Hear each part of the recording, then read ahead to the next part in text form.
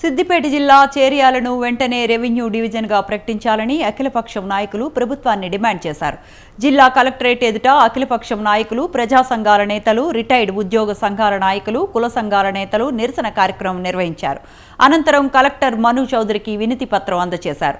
చేర్యాలను revenue division చేయాలని 8 ఏళ్లుగా పోరాటాలు చేస్తున్నామని వారు తెలిపారు.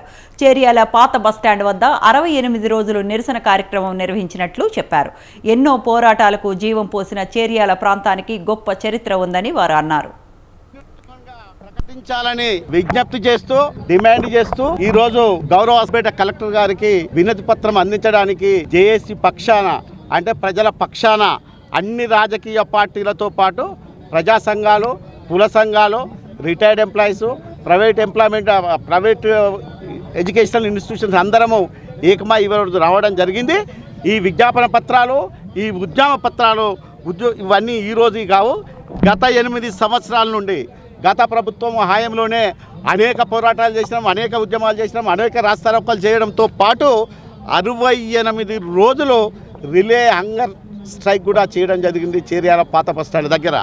చేర్యాలకున్న గొప్పతనం ఏంటంటే మీకు కూడా తెలవాలి, మీ ద్వారా ప్రజలకు తెలవాలి, అధికారులకు తెలవాలి, ప్రభుత్వానికి కూడా చేయాలని మీ అందరికి కూడా చేతులెత్తి నమస్కారం చేస్తున్నా.